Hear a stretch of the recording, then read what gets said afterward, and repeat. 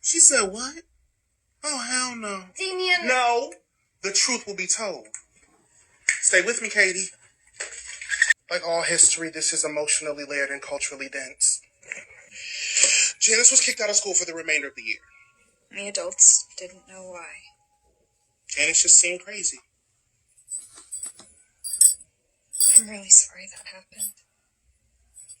Like all history, this is culturally dense. We are going to get into history of the Karmapas. I'm going to preface a little bit because I was listening to another High Lama discuss the Kagyu. In Tibetan, they say Kagyu tradition. What inspired me from his perspective was that we can connect to the primordial wisdom or the primordial Buddha, whichever way you want to put it. Some people call it Shakti, like Shiv Shakti. Some people call it Christ consciousness. And in fact, some YouTuber, he has a lot of followers. He's also trying to make these connections in his videos. And for me, because of recent events, I'm also super riled up because I'm like, just done with, the Communist Party being bitch asses. But like, the point is, we shouldn't give up our practice just because some people are rude, right? But biographies can inspire us, and it does not circumvent the all-time relevance of the primordial wisdom, if that makes sense. Like, the first Karmapa is not the current Karmapa, but he is the current Karmapa. Like, you just have to have that, like, running in your mind, like Linux and Windows at the same time. If you're a practitioner. If you're not, then you can just read it as, like, fun history. That's also cool. Like, that's what Asian history in the West is for, I'm reading this today inspired by recent events in Kham. I'm in solidarity with people protesting against the dam that will destroy villages and monasteries if it goes through. Also, I was pronouncing the Karmapa's temple wrong. It's Surpu Monastery. And there are divisions in India as well. The original Surpu was destroyed during the Cultural Revolution, and I watched a documentary about it. I learned how to pronounce it, and in Chinese, it's Chubu. Chubu. Very interesting. So, the first Karmapa, Dusum Khenpa, knower of the three times, born in 1110 and passed on to the second in 1193. The first Karmapa had an undeniable impact on the history of Tibet. When he attained enlightenment, he was offered a black crown that the Dakinis had woven with their own hair. He established the foundations of the Kagyu or Kagyu lineage and constructed large monasteries, notably that of Surpu. Due to his great charisma and spiritual realization, he became one of the most renowned Tibetan religious leaders of the 12th century. So this is before the time of His Holiness the Dalai Lama's first incarnation. And that's just, something for people to wrap their heads around. Because it's kind of difficult when you have their current incarnations interacting with each other and then like trying to understand the history of long, long before. Shortly before his death, he gave instructions for the discovery of his future incarnation. And according to the documentary about Surpu Monastery, this abbot Rinpoche there, Lama Keno, he was saying that actually he gave instructions for all the future incarnations. And I don't think this book has it. It would be interesting to read. So yeah.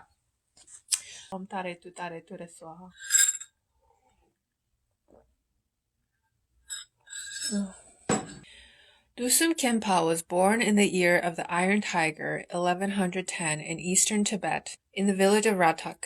This mountainous region in the province of Kham ranges in altitude between 3,500 and 5,000 meters. So for some perspective, the former princely state Chamba of India is 2,000 meters. And that's pretty high for, India. at least like Hindu proper. Tibet is just, whoa, like double. It is also traversed by 3 of the greatest rivers of Asia, the Yangtze, the Salween, and the Mekong. I don't know what is the Salween actually.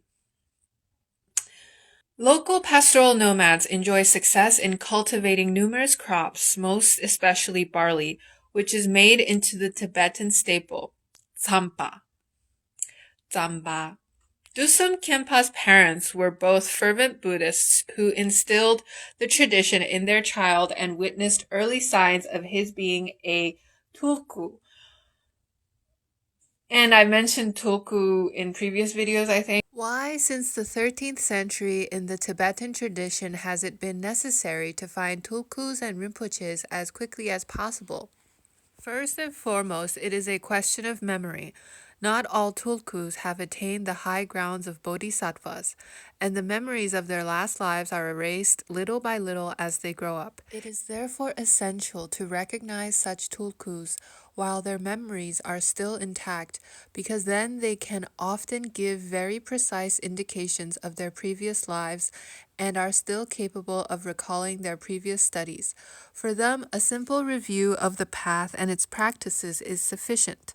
The longer the time between rebirth and rediscovery, the greater the risk of loss. That is why elaborate systems of recognition rapidly developed in Tibet. It was unthinkable to lose the Rinpoches who are so precious for the beings. In most cases, once the child was recognized and authenticated, he was led either to his original monastery or to the principal disciple of the previous incarnation to receive anew the instructions and teachings necessary for his activity. After an official enthronement, he would generally resume life in the apartments of his previous incarnation and start his training. The educational system of tulkus is very strict and comprises a packed day of study, since their future activity will mainly depend on the quality of their studies. Much more than other students, tulkus must work without rest for the welfare of all beings. In the hierarchy of tulkus, some are surely special, for they can, without any assistance, regain teachings received in their past lives. When 10th ground bodhisattvas enter the womb, they do not suffer any alteration of consciousness and can thus effortlessly remember most of their previous studies. They take up formal teaching transmitted from the mouth of the master to the ear of the disciple, as Tibetans say, only to set an example for others and to maintain links with past lives. Ultimately, they do not require it. Likewise, they may experience a reintroduction to the nature of the mind, indispensable along the path to realization, all alone, without the help of an external master, as was the case for Wangchuk Dorje, 1860-1862 to 1886, a son of Chokchur Lingpa, and for other tulkus alive today. Some tulkus are capable of mastering the path and developing the experiences of realization all alone. This spontaneous way of practicing is not incompatible with the traditional path, as it is held that the Dharma of realization is more important than the Dharma of study. Great bodhisattvas always teach through their realization. A realized master does not teach in a limited way as does a teacher who has perfected only the dharma of study. Dusum Khenpa had frequent visions of deities, including the protector Palden Lamo, who revealed an exceptional destiny for him. Palden Lamo is the protectress of Tibet, and we invoke her powers to protect the people of Kham through this current crisis, and we hope to protect the monasteries from destruction by the communist Chinese government. History has it that once, as if cutting through butter, he left handprints and footprints in rock. And in the Surpu Monastery documentary, they also show like prints of different Karmapas throughout time. The present 17th Karmapa, Ogyen Trinle Dorje, who has also left handprints in rock on numerous occasions, comments on these exceptional faculties lent to the Karmapas. You can call it supernatural powers. I believe that whatever power is, there is the power of the Dharma, the teaching of the Buddha. It is due to this that all my predecessors did many unusual things, such as leaving hand or footprints in stone. People say there are many things I can do, but for anyone who practices the teachings, these things might happen. While a teenager, Dusum Khenpa fell in love with a young woman, oh my gosh, and was brokenhearted when she left him for another. He then decided to become a monk and entered the monastery of his region.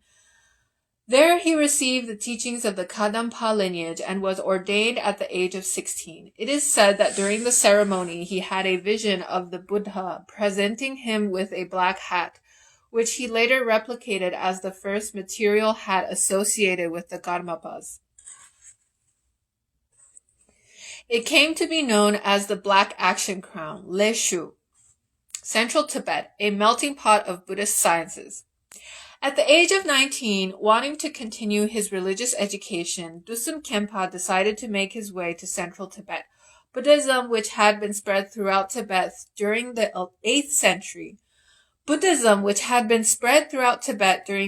century, almost completely disappeared from the country between the 9th and 11th century due to power struggles within the royal family. In the 9th century, King Langdharma demanded the closure of all monasteries and banished the monks, preferring the indigenous traditions of his ancestors. Nonetheless, beginning in the 11th century, Buddhism was reborn in Tibet due to the determination of a handful of dedicated Tibetans such as Drogmi and Marpa. The teachings were transmitted from texts that had been carried on the long journey back from India over many decades.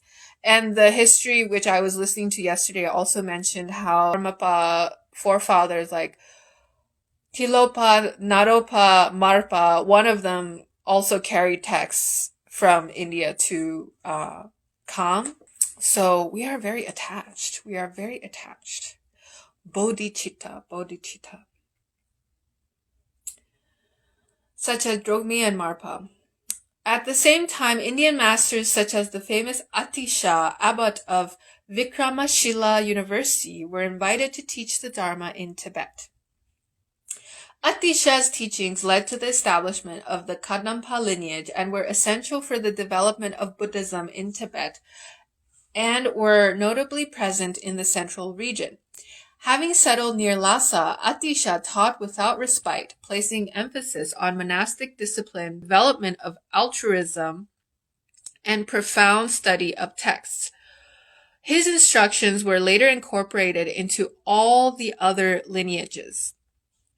After his death, his close disciples carried out his activity with absolute respect for his precepts and constructed important monasteries.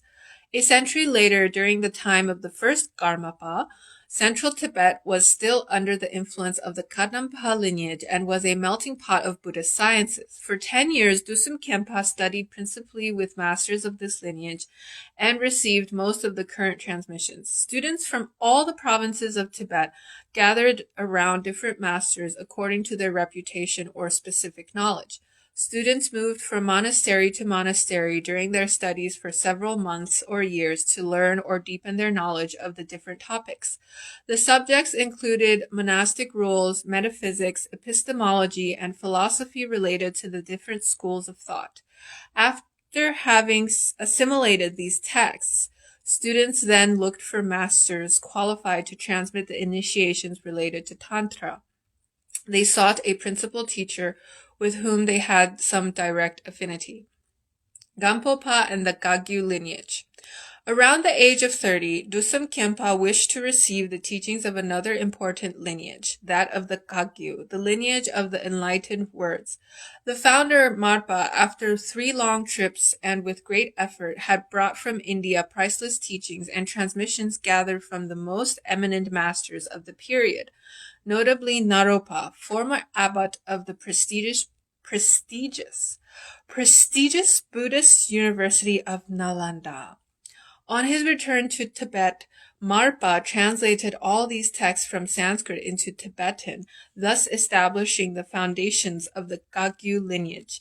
Subsequently, he transmitted all his knowledge to his principal disciple, Milarepa, who became one of the most well-known masters in the history of Tibet for having dedicated most of his life to meditation in caves of the Himalaya.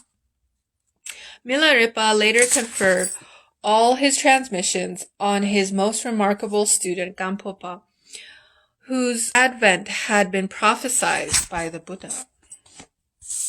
In his youth, Gampopa had learned Tibetan medicine from his father.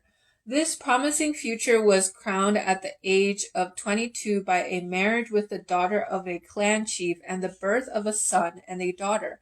However, some years later, a terrible epidemic killed first his children and then his wife, despite all his care and prayers. Before her death, she made him promise to take monastic vows and to dedicate himself entirely to the teaching of the Buddha. He thus became a monk in the Kadampa lineage monastery, where he rapidly became an exemplary master. Nonetheless, he remained unfulfilled and didn't truly understand the reason for his dissatisfaction.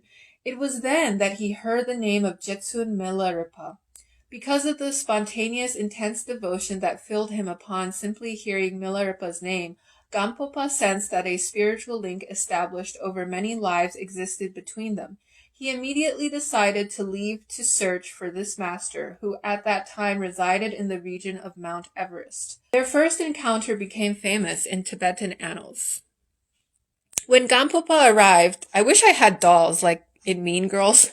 When Gampopa arrived, he saw the Jetsun seated on a boulder and he offered him some gold. The Jetsun said, "Gold and the old man do not agree. Use it as your provisions for practice. What is your name?" Gampopa said, "My name is Precious Merit." "Merit, merit. You come from accumulating great merit, and you are precious to all beings." Mila repeated this 3 times. Milarepa had a skull cap of chan, of which he offered the remains to Gampopa, saying, "Drink this." Gampopa thought, "I am a monk, and there are many attendants watching. I cannot drink this." The Jetsun said, "Don't think so much. Drink it."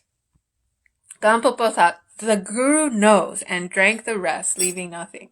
Yeah, sometimes these things happen in India. Like, people can just read your minds. It's kind of scary if you think about it, but then once you are at their level, then it's just like not that scary.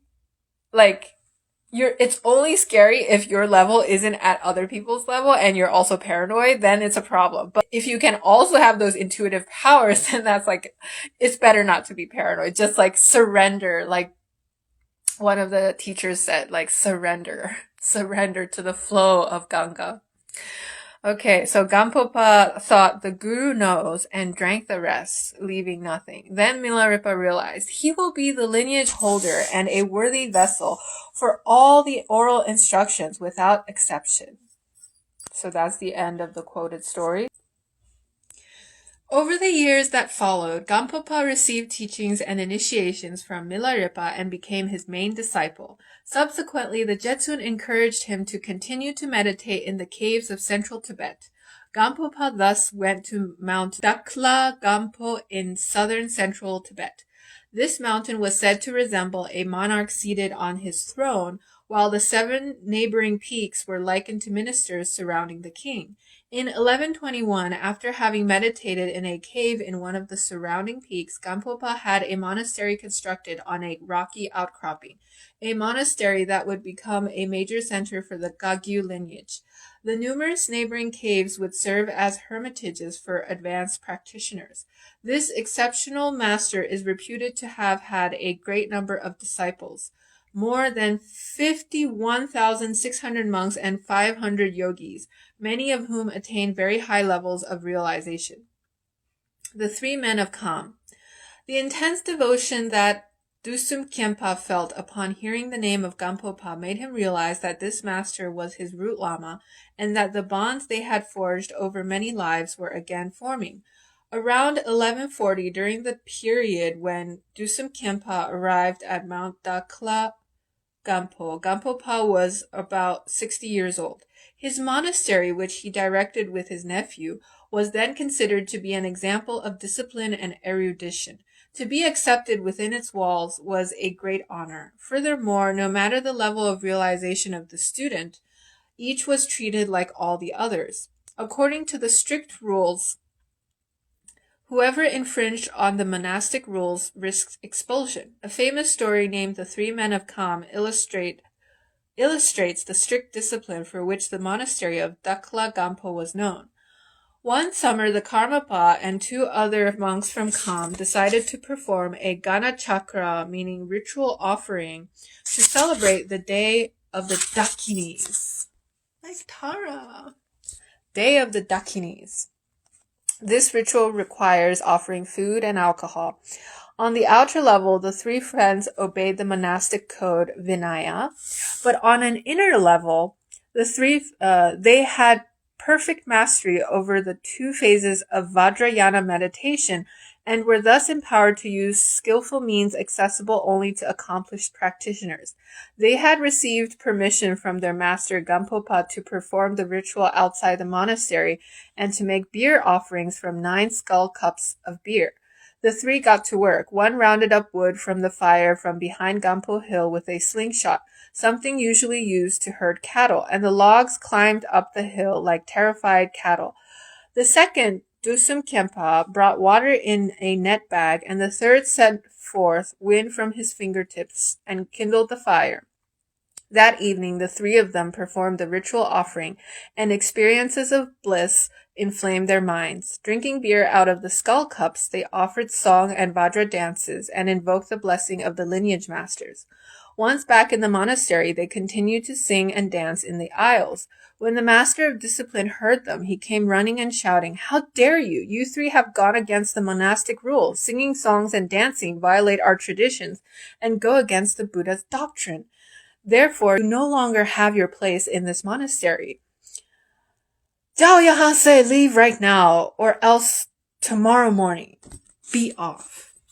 So I'm also watching this Chinese vlogger. His name is Fat Man Ding. He also has reports in the Los Angeles local newspapers because he's wandering around California with a camera and he uploads his videos. And when cops come and talk to him, they're like, you can't stay here. And then he'll just say, tomorrow morning, 8 a.m. He probably can speak, American accent in English by now, but he just decides to speak like that. Anyways, so yeah, this story reminded me of him because he's like, "Jiao Yahase, Kal Tak."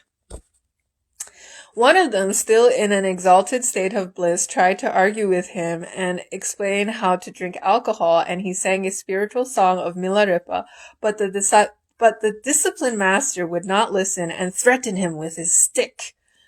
Thus, shortly before dawn, the 3 friends left the monastery. However, as their teacher Gampopa was staying in a hermitage in the mountains above, they had no time to prostrate to him and ask his permission to leave. During the night, Gampopa had a vision of great miracles taking place in the streets of the monastery. But at dawn, he saw that the Dakas and Dakinis were preparing to leave. He therefore asked his nephew and servant to see if anything had happened to the 3 men of Kham. The nephew went out and saw the 3 yogis going down the valley and prostrating to the monastery of their master. He also noticed that the birds were chirping louder than usual and flying down the valley. Even the tips of the trees seemed to bow down to the valley. When informed of these strange occurrences, Gampopa declared that the discipline master had not been able to perceive the great realization of the 3 yogis, and that they should have not been expelled. Gampopa immediately left his hermitage and went down the hillside to search for them. Perched on top of a rock, he waved his monk's shawl, signaling them to come back up, and sang a song to them. "Shomo, come back up. Kieye, listen, my supreme heart sons. Do not go any further down. Come back up. Many past lives ago, we had a deep karmic connection. In the presence of the Lord Buddha, the Bhagavat, the protector Shakyamuni, when I was the ever-youthful Chandraprabha, I requested and received the Royal Samadhi Sutra, and you are the leading Vajra brothers, in a gathering of many tens of thousands." As Gampopa revealed these details, he left the imprint of his staff and his feet in the rock. After hearing the song, the 3 yogis from Kham were filled with happiness and prostrated many times. From the top of a rock, they offered their master a song and a dance of joy and left innumerable footprints in the rock. Transmissions. Gampopa recognized in Dusum Khenpa an exceptional being and declared that he would amply spread Buddhism throughout Tibet. He added that he would be liberated in this life from samsara, cyclic existence. Over many years, the Karmapa received from this great bodhisattva the teachings that Gampopa himself had been given by his masters. First, Gampopa transmitted to him the teachings of the Kadampa tradition, including the classical scholastic studies known as the gradual path, which emphasize the development of renunciation and altruism. They henceforth became an educational constant for the Kagyu lineage and the basis of the study of the Vajrayana. Dusum Khenpa then received from his master the teachings and transmissions related to the Tantras. One day, when Gampopa bestowed upon his disciple the Hevraja initiation, the Karmapa perceived his master in the form of the deity himself. Hevraja is a deity. Gampopa then urged Dusum Khenpa to go on retreat into the neighboring caves in order to actualize what had been transmitted. Only after 9 days of meditation,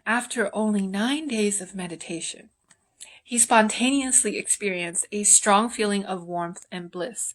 He removed his monk robes and dressed himself in the simple attire of white cotton, repa, worn by yogis. He meditated for 9 months, concentrating in particular on the practice of calm abiding, shamatha, which allows practitioners to pacify and stabilize their mind.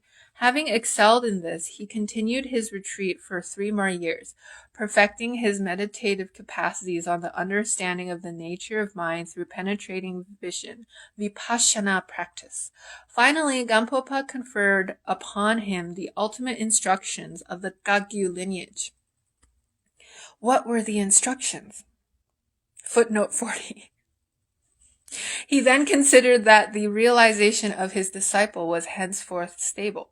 From then on, the life of Dusum Khenpa was divided between retreat and travel. He traveled throughout central Tibet, receiving instructions from other teachers or dispensing his own teachings. Nonetheless, until his master passed away, he often returned to Gampopa to receive other transmissions.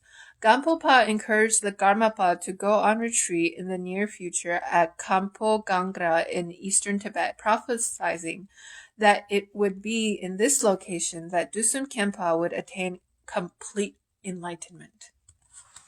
In 1153, Gampopa, sensing his imminent death, said, "I have labored greatly for the Buddha's teachings and kindled the flame of wisdom in sentient beings who were so blind. Thus, the work that was to be done for those disciples in this life has been done, and for the sake of future generations, I have composed many meaningful texts. I want to assure that my disciples, now and to come, that if they rely on me, I will protect them from the sufferings of samsara and birth in the lower realms. Therefore, do not be sad." One of the shepherds in the documentary from Kham was also saying, like, it is so precious that we were born in this human life. It is not always the case that we get to be reincarnated as humans. And because he has so much experience with animals, so it's like more moving when he says it. Like, personally, I don't have that much experience in like animal husbandry, etc. So yeah, long live Taisitu Rinpoche and long live the Kagyu lineage. I will continue the biography of Dusum Khenpa, and here's a watercolor. And solidarity with the people in Kham.